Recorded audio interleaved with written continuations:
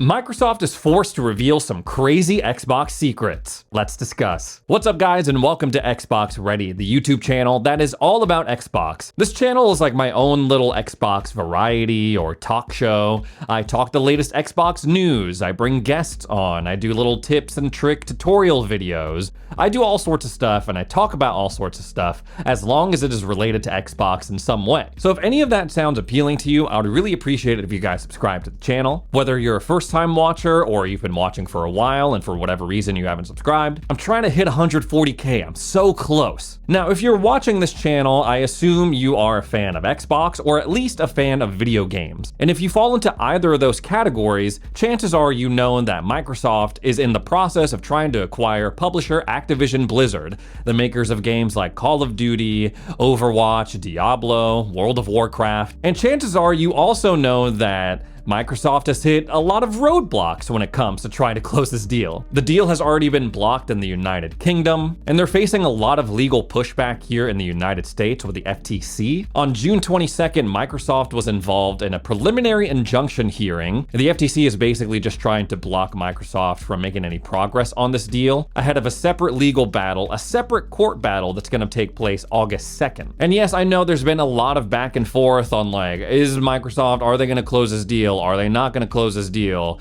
And it's been dragging on and on and on. But with this hearing this past weekend, like all these other hearings that have come before it, there's been a lot of juicy information, a lot of tea being spilt that I felt like was important to talk about. As we covered in my last video that I put up on Friday, a huge part of the argument the FTC has against this deal is that, well, Microsoft in the past, when they've bought studios, when they've bought publishers that were previously making multi-platform games, they make it exclusive to the Xbox platform. So what is stopping them from doing that with Call of Duty, World of Warcraft, all those other games I was just mentioning earlier? Which, you know, no matter if you want this deal to be approved, if you don't want it to be approved, Microsoft does have a track record. It's very up and down. It's very like case by case basis, but yeah, they do have a track record of acquiring studios and making them exclusive, their games, to Xbox. We've seen that with Obsidian games. We've seen that with all of these upcoming Bethesda games. The FTC questioned Pete Hines extensively, the senior vice president of global communications and marketing at Bethesda, and they brought up a pretty interesting email to help strengthen their case, where he was openly questioning, wait a minute, why is Xbox choosing to commit to making Call of Duty and other Activision IPs multi-platform, where we're kind of doing the opposite with Bethesda stuff. We're making all of our stuff exclusive to Xbox, which is obviously not a great look. FTC lawyers brought up the fact that, yeah, Starfield originally was supposed to be, according to these internal documents, multi-platform, but after the acquisition, they made it exclusive to Xbox. It was also revealed that Machine Games' Indiana Jones game was also going to be multi-platform. They had a contract with Disney to release it on multiple platforms, but after their publisher was bought out by Microsoft, the contract was amended and now it's only going to be on Xbox. Pete Hines said this is both good and bad news. Obviously bad news if you wanted to play either Starfield or Indiana Jones on PlayStation, but apparently it also sped up the timeline of releasing these games. He was saying there's no way that Starfield was going to be releasing this year in September if they had to optimize it for multiple platforms. But luckily they only had to do it for Xbox, for PC, so they were able to get the ball rolling on that much, much quicker. They say that Starfield was going to be multi-platform, but was it? Because apparently Phil Spencer claims that Xbox, Microsoft, they bought Bethesda after they heard that Sony was pursuing exclusivity on Starfield. And this is what's always bothered me about this acquisition and about the discourse surrounding it. It's unfortunately taken on this like console war tone. And if you know me, if you've been watching for a while, I personally believe that the console wars are goofy. They're corny. I just don't get it. I've been a fan of video games pretty much all my life. And over that time, over the past 30 years, I've enjoyed games on all sorts of platforms, whether it be Nintendo, Xbox, PlayStation, Sega, board games, PC, whatever. So it just doesn't make sense to me. Like, I just don't personally understand it when there are two grown men beefing over Twitter, like personally insulting and threatening each other just because they have a different plastic box to play video games on. I personally don't get it, but You know, if that's how you like to spend your time, that's how you like to spend your time. But now the console wars have been escalated to a whole new level. And while on the surface this might seem,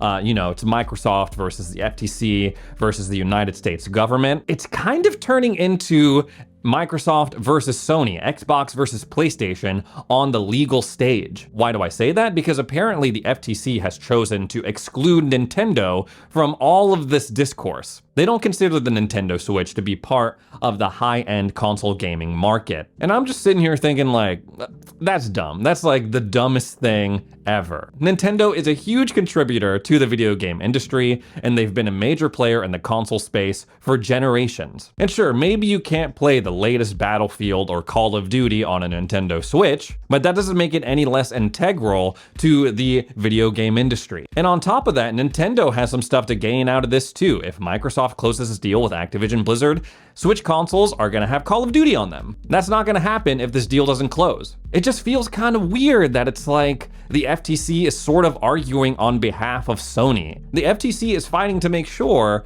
that PlayStation still has Call of Duty going forward, ignoring the fact that Xbox, if this deal goes through, is gonna bring Call of Duty to all sorts of other platforms besides PlayStation. I don't think Sony is really the villain here. Like, they have a pretty sweet deal with Call of Duty as it is right now. Why would they want that to change? And it is going to change if Microsoft closes this deal. But the FTC is making this whole stink about like, oh, what if Microsoft makes Activision IPs exclusive to Xbox, which is a little strange because even over in the UK, they were like, we're not worried about Microsoft making Call of Duty exclusive to Xbox. And you know who else is not worried about that? Jim Ryan, PlayStation CEO. It was revealed in an email that he sent a couple of years ago where he straight up says, he's like, I don't think that this is about making Call of Duty exclusive to Xbox. It's about other factors. So it's like, we have it in writing that even the PlayStation side doesn't believe that Xbox would make Call of Duty exclusive. Now, to be fair, this email was sent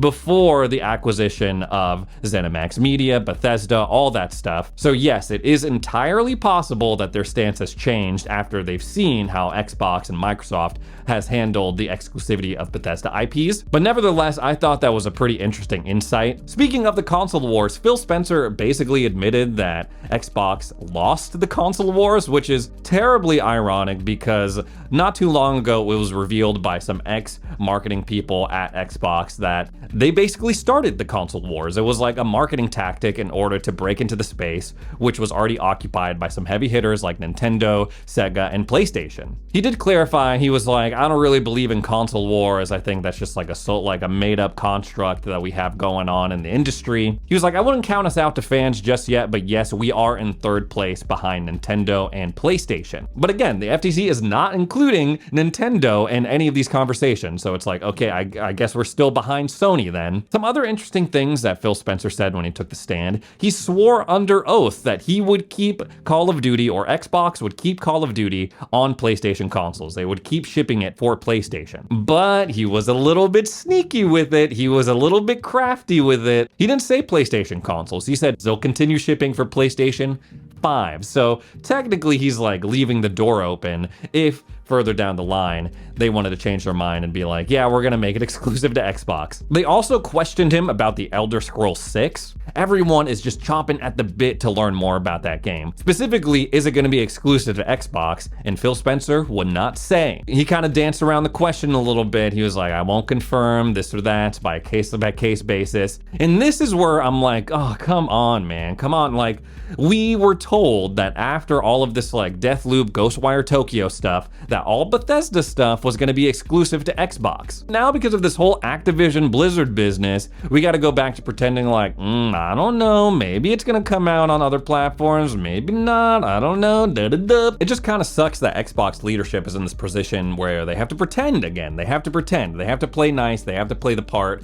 of like, no, we're not like all about exclusivity and stuff like that, even though we know that that's what they want to do, right? We saw after Starfield Direct, people take a ton of interest in the Xbox ecosystem. People are buying Xboxes just to play Starfield coming up in September. So we know that exclusivity, at least for the Bethesda games, are working out. We don't have to talk about Redfall, it didn't work out in that case, but it could very well work out in Xbox's favor for Starfield. Phil Spencer also said that he had conversations with Sony PlayStation leadership in the immediate aftermath of announcing the deal to buy Activision Blizzard, and he received positive affirmations. Basically, he was like, they seem supportive at first, and now it's turned into this whole thing. I don't know what's going on. Outside of Bethesda ZeniMax exclusivity, there's also a ton of other stuff that was revealed in this trial that I thought were very interesting. Not trial, a hearing, guys. One of those being that Microsoft leadership, Xbox leadership, believes the next generation of gaming consoles is going to come out in 2028. So the PlayStation 6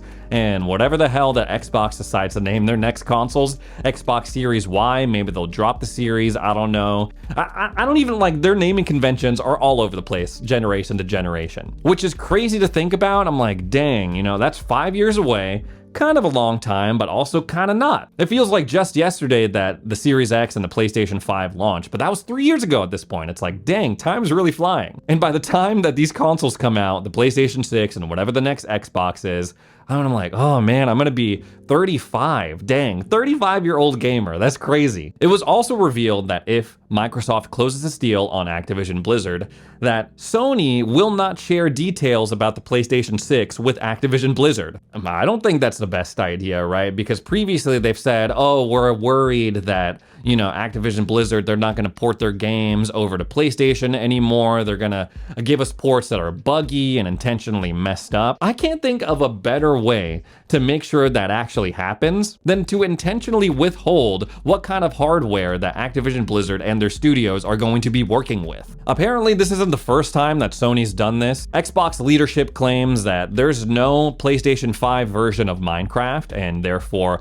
a version for the Xbox Series X and S, because PlayStation intentionally withheld their dev kits. Again, a lot of juicy stuff being thrown around, a lot of interesting details being revealed. Some other interesting witnesses took the stand for Xbox, including Matt Booty and Sarah Bond. There's apparently an email in which Matt Booty claimed there is no effing way that they would put Xbox games on competing cloud gaming service Nvidia GeForce Now. Now, we can't really confirm whether he actually said the effing part of that statement or whether that's just theater, but obviously that stance has changed over time, because not only are they bringing their games to GeForce Now, they have that whole 10-year contract, but GeForce Now is also partnered up with PC Game Pass. The FTC is just not satisfied with those 10-year contracts, though. They're saying that Microsoft, Xbox, they have unilateral power to renegotiate them at any point, and especially after those 10 years are up, it's like, okay, 10 years are up, now they can do whatever the hell they want. They're just hoping that we're gonna forget about it. Sarah Bond apparently had a very strong testimony in favor of Microsoft, which is to be expected. If you've seen Sarah Bond speak live, she's like, you know, a character in an RPG that has a maxed out like charisma or personality trait. She mentioned that Xbox was apparently forced into a new ref split by Activision Blizzard, which is obviously not very cool, especially because it looks like Sony has a higher ref split, like a 70-30 versus an 80-20 if you're Xbox. And apparently they use that higher ref split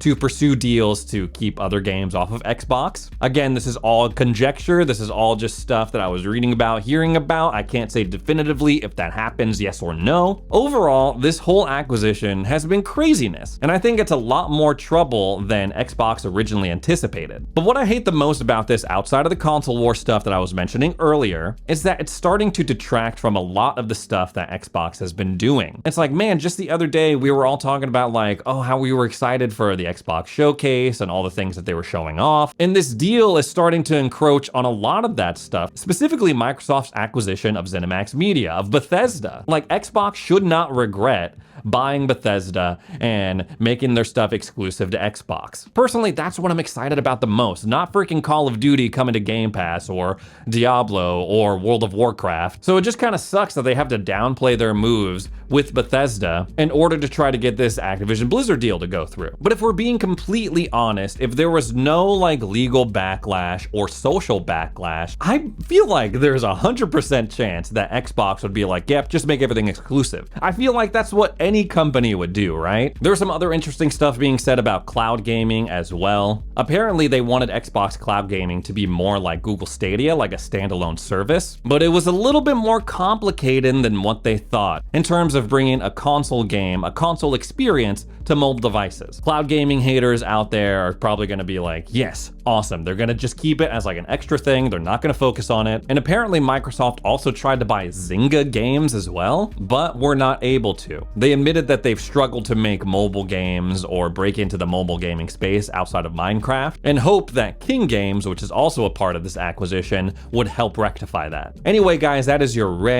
Xbox Ready wrap up of all the crazy stuff that's been happening at this hearing. Thanks again for tuning in for another edition of Xbox Ready, and we'll see you in the next video.